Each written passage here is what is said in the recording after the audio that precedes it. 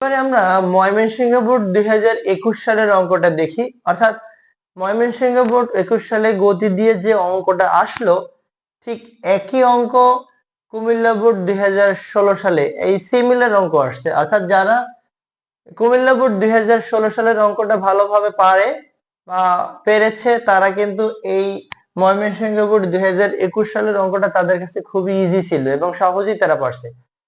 এবারে আমরা একটু দেখি যে আসলে ময়মনসিংহ বোর্ড 2021 সালে গতিতে যে কোশ্চেনটা আসছে সেটার উদ্দীপকটা কি ছিল বা কোশ্চেন গুলা কেমন ছিল। 200 গ্রাম ভরের একটি ক্রিকেট বলকে 40 মিটার পার সেকেন্ড বেগে খাড়া উপরের দিকে নিক্ষেপ করা হলো। ঠিক ওই মুহূর্তে 2 কেজি ভরের অপর একটি বস্তুকে 150 মিটার উচ্চতা থেকে ফেলে দেওয়া হলো। ওইখানে সিমিলার কোশ্চেন কুমিল্লা বোর্ডে ছিল। আসলে এও দুটি বস্তুকে 120 মিটার উচ্চ থেকে একটাকে ছেড়ে দেওয়া হলো এবং একটাকে উপরের দিকে নিক্ষেপ করা হলো। একই কোশ্চেনই ছিল, আর এখানে জাস্ট ক্রিকেট বল, এই একটু পরিবর্তন, আর কিছু না। তো গ নম্বর কোশ্চেনটা আমরা একটু দেখবো যে গ নম্বর কোশ্চেনে কি বললো। গ নম্বর কোশ্চেনে বলা আছে যে ক্রিকেট বলটির বিচরণকাল। আমরা জানি বিচরণকালের আমরা সমীকরণও বের করেছি। অর্থাৎ একটা বস্তুকে সর্বোচ্চ উচ্চতাতে উঠতে যে সময় উঠতে এবং নামতে যে সময় লাগে সেটাকে আমরা বিচরণকাল বলি। অর্থাৎ এই বলটা নিক্ষেপ করার ফলে সর্বোচ্চ উচ্চতায় একবার উঠবে এবং এই সর্বোচ্চ উচ্চতা থেকে আবার বেগ শুরু 0 হয়ে যাবে, তখন সেখান থেকে আবার ভূপৃষ্ঠে নেমে আসবে। আমরা এর সমীকরণ নির্ণয় করেছি t equal twice U by G, t equal twice U by G, অথবা আমরা এটাও চিন্তা করতে পারি v is equal to U minus GT. এখান থেকে যেহেতু সর্বোচ্চ উচ্চতায় বেগ 0, তার মানে এখানে সর্বোচ্চ উচ্চতায় কিন্তু বেগ 0 হবে, শেষ বেগ 0 হবে, তার মানে জিটি ইকুয়াল হবে ইউ। তাহলে t ইকুয়াল ইউ বাই জি। এটা হলো তার উঠতে যে সময় লাগে, আমরা জানি নামতেও একই সময় লাগে। তার মানে দুইটাকে যদি যোগ করি, ইউ বাই জি যোগ ইউ বাই জি মানে 2 ইউ বাই জি হবে, অর্থাৎ বিচরণকাল। আমরা তাহলে ক্রিকেট বলটির আদিবেগ ইউ এর মান আছে 40 মিটার পার সেকেন্ড। তাহলে বিচরণকাল আমরা বের করতে পারি। বিচরণকাল টি ইকুয়াল টয়েস ইউ ভাগ জি।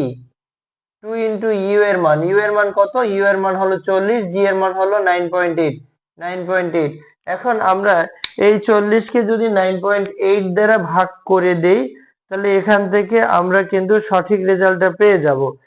কত রেজাল্ট হবে? অর্থাৎ আসছে 8.16। বিচরণকালের মান আসলো 8.16 সেকেন্ড।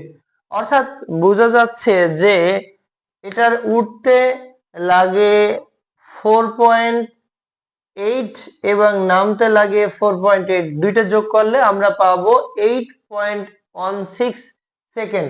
এটা হলো এই ক্রিকেট বলটির বিচরণকাল। এখন ভূপৃষ্ঠ হতে কত উচ্চতায় বস্তু দুটি মিলিত হবে?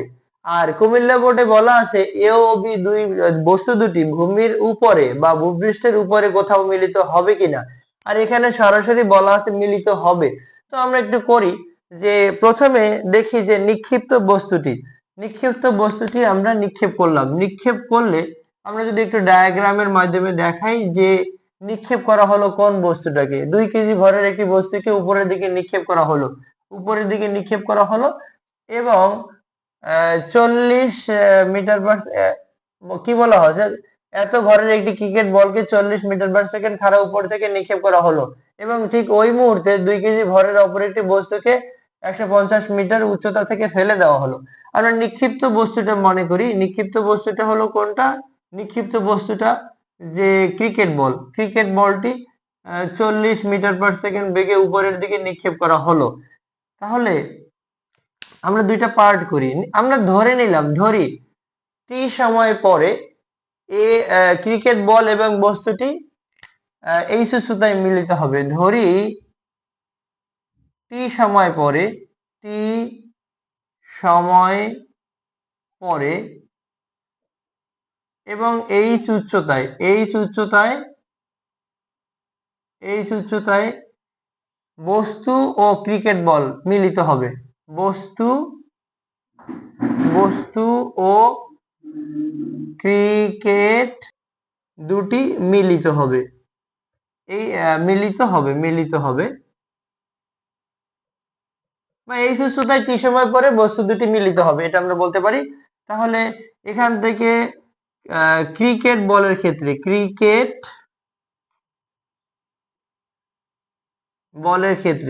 ক্রিকেট বলকে আমরা উপরের দিকে নিক্ষেপ করছি, তার মানে এটা আমরা ধরে নিলাম যে সর্বোচ্চ এইচ উচ্চতায় উঠবে।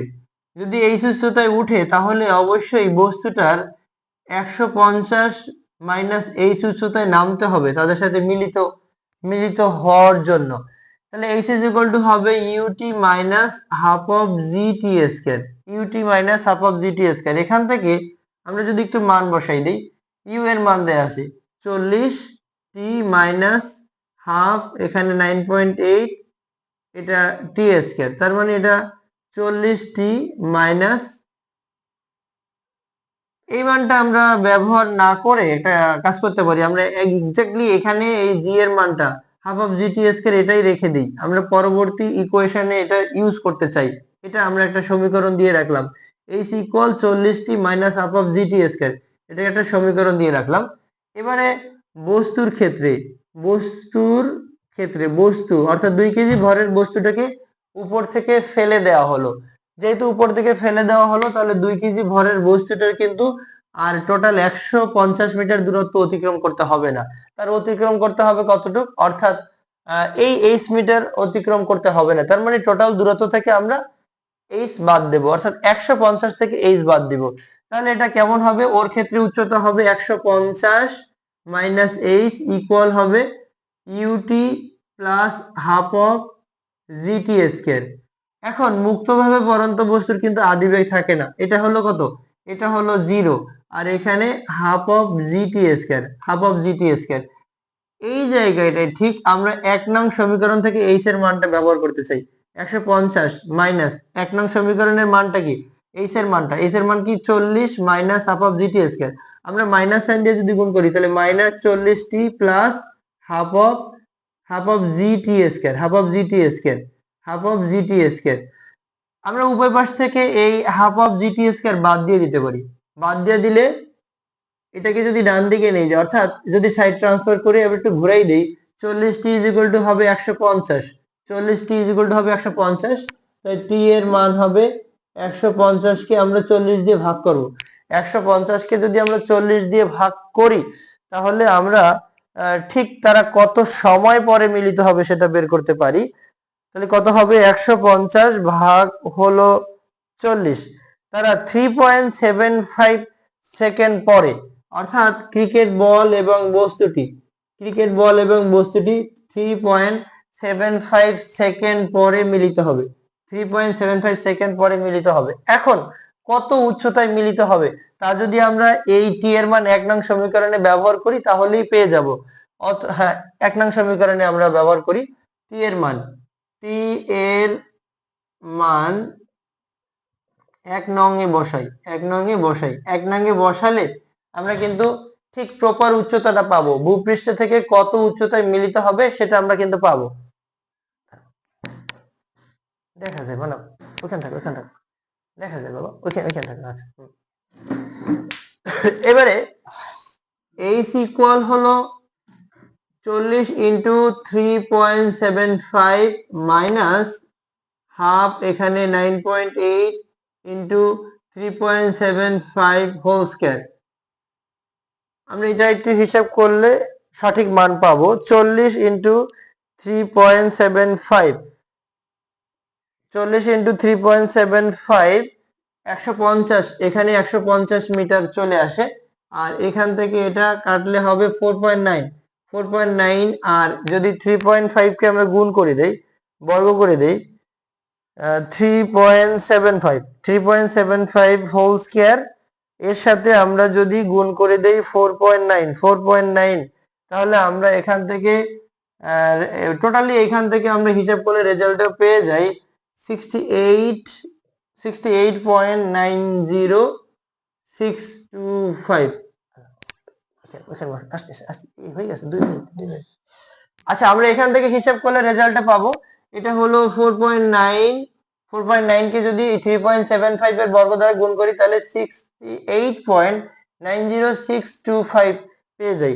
তো টোটালি 150 থেকে যদি আমরা এই রেজাল্টটা বাদ দিই 68.90625, 68.90625, তার মানে এটা রেজাল্ট আসে 81.939375 এত মিটার উচ্চতায়, অর্থাৎ 81 মিটার উচ্চতায়। বলা যায় যে 81 মিটার উচ্চতায় ক্রিকেট বল এবং বস্তুটি মিলিত হবে। এই টাইপের আমরা আরেকটা অঙ্ক আছে, ঠিক একই টাইপের অঙ্ক আমরা এই প্যাটার্নে করলে সহজেই করতে পারবো। দেখি আমরা বুঝতে পারছি কিনা। অর্থাৎ কি বলবো আমরা, যে ধরে নেই টি সময় পরে এইচ উচ্চতায় ক্রিকেট বল এবং বস্তুটি মিলিত হবে। কোথায় মিলিত হবে? ভূপৃষ্ঠের উপরে মিলিত হবে অবশ্যই। ক্রিকেট বলের ক্ষেত্রে যেহেতু বলটা নিক্ষিপ্ত করা হলো, তাই নিক্ষিপ্ত বস্তুর ক্ষেত্রে আমরা সমীকরণ জানি, তৃতীয় সমীকরণটা H equal UT minus half of GT square. এটা হচ্ছে পরন্ত বস্তুর সমীকরণের সাথে আমরা কম্পেয়ার করতে পারি। তাহলে H is equal to UT minus half of GT square, আমরা ইউ এর মান ব্যবহার করলাম। এবারে এই ক্রিকেট এবারে বস্তুটা 2 কেজি ভরের বস্তুটা উপর থেকে ফেলে দেওয়া হলো 150 মিটার উচ্চতা থেকে, যেহেতু ফেলে দেওয়া হলো তাহলে এটা হলো পরন্ত বস্তুর ক্ষেত্রে। পরন্ত বস্তুর ক্ষেত্রে সূত্রটা হবে H is equal to UT plus half of GT square. But আমরা যেহেতু বললাম H উচ্চতায় তারা মিলিত হবে, তাহলে পরন্ত বস্তুটা কিন্তু পুরোটা 150 মিটার উচ্চতা নামতে হবে না। এই জন্য আমরা 150 থেকে H বাদ দিব। এই 2 কেজি ভরের বস্তুর ক্ষেত্রে হাইট যেখানে H হবে, যেখানে এক্স্যাক্টলি এইচ হওয়ার কথা সেখানেই এখন হবে 150 মাইনাস এইচ। কেন হবে? সূত্রে তো ছিল H, H is equal to UT plus half of GT square. এখন সেখানে আমরা এইচ এর জায়গায় বসাবো 150 minus H equal UT plus half of GT square. Just আমরা এখানে এই 1 নং সমীকরণের মানটা এই জায়গায় বসাই দিলে আমরা হিসাব করলে কিন্তু 3.75 পেয়ে যাই। অর্থাৎ যদি বলতো যে কত সময় পরে মিলিত হবে, তাহলে রেজাল্ট আসছে 3.75 সেকেন্ড। আর কত উচ্চতায়, তখন আমরা 1 নং সমীকরণে এই টি এর মান ইউজ করলে আমরা পেয়ে যাই যে অর্থাৎ ভূমি থেকে 81.09375 মিটার উচ্চতায় ক্রিকেট বল এবং বস্তুটি মিলিত হয়। ধন্যবাদ সকলকে।